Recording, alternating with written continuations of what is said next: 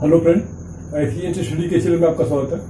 जो आज अपने इस चैनल में हम उत्तर प्रदेश लेखपाल परीक्षा हेतु ग्राम समाज, ग्रामीण विकास एवं ग्रामीण प्रवेश से संबंधित अपनी नवी श्रृंखला दे रहे हैं। जो आज अपनी इस जो है उसमें श्रृंखला में हम भारत में हरित क्रांति के बारे में बतला रहे हैं और द्वितीय हरित क्रांति जिसको कहते हैं इसके बारे में बतला रहे हैं, और भारतीय कृषि में जो है विभिन्न क्रांतियों को क्या क्या नाम दिया है इसके बारे में बतला रहे हैं। तो हरित क्रांति के जनक से हरित क्रांति के जनक जो है वो विश्व स्तर पर जो है नॉर्मन ई बोरलॉग माने जाते हैं।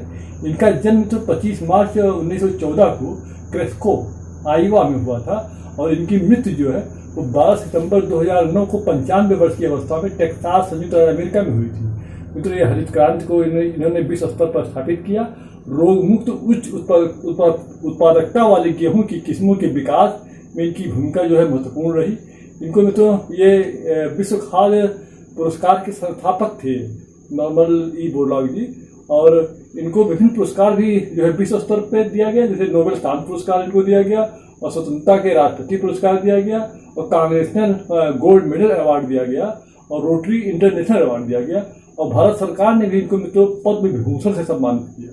और मित्रों वैसे भारत में जो है हरित क्रांति लाने का श्रेय जो है डॉक्टर MS स्वामीनाथन को माना जाता है। और हरित क्रांति मित्रों भारत में 1966 में इसमें हरित क्रांति की शुरुआत जो है भारत में हुई, और इस श्रेय हमने बता दिया डॉक्टर MS स्वामीनाथन। और ये जो है मित्रों एक कृषि माने पौधों के जेनेटिक वैज्ञानिक थे।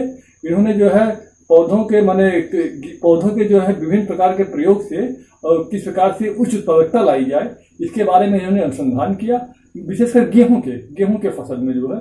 मित्रों ये जो है हरित क्रांति मित्रों जो है कृषि प्रणाली में सिंचित किए जाने वाले बीजों की गुणवत्ता में परिवर्तन के अनुरूप जो है अचानक कृषि उत्पादन में वृद्धि हुई, और खेती की तकनीक की सुधार से और विभिन्न और जो है कृषि में यंत्रीकरण से कृषि उत्पादकता में जो विभिन्न सुधार हुए इसको हमने जो है हरित क्रांति की संज्ञा दी। तो हरित क्रांति के जो है घटक क्या थे, जैसे पहले बिंदु पे आते हैं कि पहला बिंदु है तो कि अधिक उपज देने वाले बीजों का प्रयोग हुआ, और जिसे कम समय में जो बीज परिपक्व हो जाते हैं। गेहूं, बाजरा, धान, मक्का में इसका प्रयोग हुआ। गेहूं में मतलब इसमें सबसे ज्यादा सफलता प्राप्त हुई। दूसरे घटक पे आते हैं कृषि उत्पादकता में उर्वरक, खाद रसायन का प्रयोग किया गया।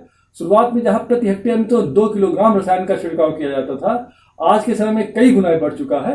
एक तरीके से यह हानिकारक भी है। और तीसरे घटक पे आते हैं तो हरित क्रांति के फलस्वरूप प्रयोग किए जाने वाले बीजों का जो है जल्दी परिपक्व हो जाते थे, जिससे कि खेत में एक साल में जो है एक से अधिक फसलों का जो है उत्पादन संभव हुआ। इससे जो है कृषि में कुल उत्पादन में वृद्धि संभव हुई। हम चौथे घटक में आते हैं मित्रों, खेती में नवीन तकनीकों जैसे मशीनों, ट्रैक्टर, हार्वेस्टर के प्रयोग से कम समय में अधिक भूमि पर उत्पादन संभव हुआ। हम पांचवें घटक पे आते हैं मित्रों कि बेहतर इंफ्रास्ट्रक्चर की सुविधाएं मिलने से, मतलब बेहतर जैसे परिवहन और सिंचाई और भंडारण की सुविधाओं के प्रयोग होने से कृषि उत्पादन में वृद्धि हुई। लेकिन हम मित्रों बता चुके हैं कि इसमें जो है हरित क्रांति का सबसे ज्यादा सफल प्रयोग जो है वो गेहूं के फसल में ही हो पाया। हम छठवें घटक पे आते हैं तो कि विभिन्न फसलों के लिए न्यूनतम समर्थन मूल्य जो है वो सरकार ने घोषित करना शुरू किया, जिससे जो है किसानों को उनके फसल का जो है उचित मूल्य मिलना प्रारंभ हुआ। इससे भी कृषि उत्पादन में वृद्धि संभव हुई। हम 7वें बिंदु पे आते हैं मित्रों कि बेहतर वित्तीय सहायता भी सरकार ने उपलब्ध कराई। कमर्शियल जो है वाणिज्यिक बैंकों, सहकारी बैंकों और नेशनल बैंकों के माध्यम से बेहतर वित्तीय सुविधाएं जो है किसानों को दी गई। और मित्रों हम 8वें घटक पे आते हैं, सिंचाई की सुविधाओं का विकास हुआ। सिंचित भूमि से जो है कि सिंचित भूमि के तादाद में वृद्धि हुई, उसके प्रतिशत में वृद्धि हुई। और सिंचाई के साधन जहाँ भी होगा मित्रों तो हम जानते हैं जब प्रॉपर सिंचाई होगी तो उसमें फसल के उत्पादन में वृद्धि होगी। हम आज जो है 9वें बिंदु पे आते हैं मित्रों, कृषि सेवा केंद्रों की स्थापना भारत सरकार ने की विभिन्न जगहों पे, और कृषि सेवा केंद्र जो है ये किसानों को विभिन्न समय पर जो है वो सहायता उपलब्ध कराते हैं। और हम 10वें बिंदु पे आते हैं, कृषि उद्योग निगम की स्थापना भी भारत सरकार ने की, हालांकि 17 राज्यों में स्थापित है।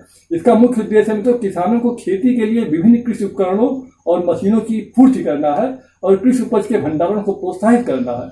अब मित्रों हरित क्रांति के प्रभाव पे आ जाते हैं। तो हरित क्रांति का प्रभाव जो है वो कृषि उत्पादन में इसमें वृद्धि हुई।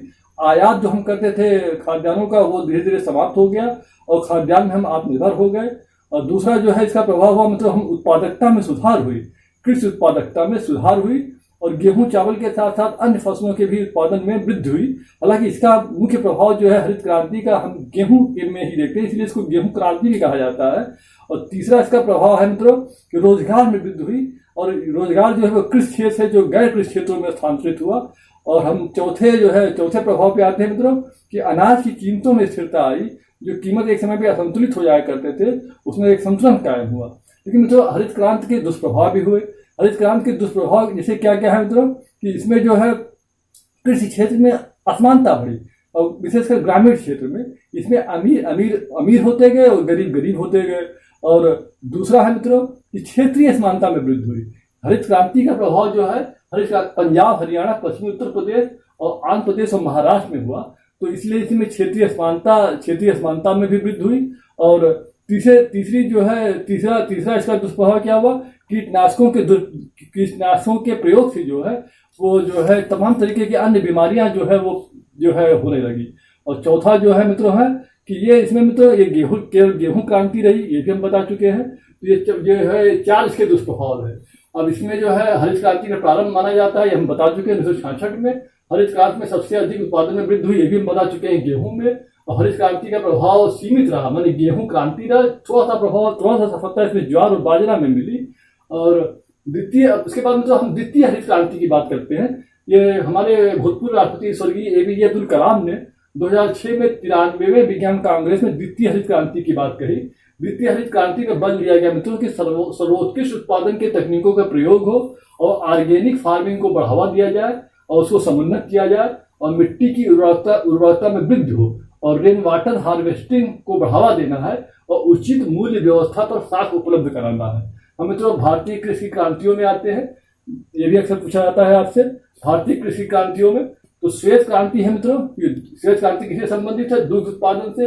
भूरी क्रांति किससे संबंधित है मित्रों, उर्वरक उत्पादन से। और पीली क्रांति किससे संबंधित है, सरसों उत्पादन से। लाल क्रांति किससे संबंधित है, मांस और टमाटर से। और सुनहरी क्रांति किससे संबंधित है, बागवानी से। और गुलाबी क्रांति किससे संबंधित है, झींगा उत्पादन से। और नीली क्रांति किससे संबंधित है, मत्स्य उत्पादन से। और रजत क्रांति किससे संबंधित है, अंडा तथा मुर्गी उत्पादन से। और गोल्ड क्रांति किससे संबंधित है, आलू उत्पादन से। और ब्लैक माने कृष्ण क्रांति किससे संबंधित है, पेट्रोल तथा तेल के संबंध में आत्मनिर्भरता। और बादामी क्रांति किससे संबंधित है मित्रों, मसालों के उत्पादन से। और इसका मित्रों आज हमने भारत में हरित क्रांति और द्वितीय हरित क्रांति और भारत में कृषि की क्रांतियां मैंने भारतीय कृषि में कौन कौन सी क्रांतियां हुई हैं इसके बारे में आपको विस्तार में बताया है। अब मित्रों हम क्विज पे आते हैं। क्विज पे हमने दिया था मित्रों, क्विज 7 हमने दिया था कि भारत में पंचायती राज की व्यवस्था संविधान के किस अनुच्छेद में की गई। तो मित्रों भारत में पंचायती राज की व्यवस्था जो है भारतीय संविधान के अनुच्छेद 40 में कही गई कि राज्य जो है पंचायतों का गठन करेगा। और उसके बाद जो है समय समय पर इससे संबंधित व्यवस्था की गई पंचायती राज से संबंधित।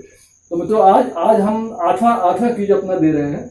8वां क्विज, इसका उत्तर हम अपने 10वें क्विज में देंगे कि हरित क्रांति 1966-69 के समय जो है वो केंद्रीय खाद्य मंत्री कौन थे। इसको आप कमेंट बॉक्स में इसका उत्तर लिख के बताएंगे कि हरित क्रांति 1966-69 के समय केंद्रीय खाद्य मंत्री कौन थे। और मित्रों अगर आप हमारे चैनल के लिए नए हैं तो इसको सब्सक्राइब कर लें। अगर आप पुराने हैं तो नोटिफिकेशन बेल को ऑन कर दें, क्योंकि हम इसी प्रकार के वीडियो अक्सर लेके आते रहते हैं। जब आप हमारा चैनल सब्सक्राइब करेंगे उसके प्लेलिस्ट में जाएंगे और उत्तर प्रदेश लेखपाल परीक्षा को क्लिक करेंगे तो उत्तर प्रदेश लेखपाल परीक्षा ग्राम समाज, ग्रामीण विकास और ग्रामीण प्रवेश से संबंधित अब तक हमारी 9 श्रृंखला सुव्यवस्थित और क्रमबद्ध रूप से आ जाएंगे। धन्यवाद।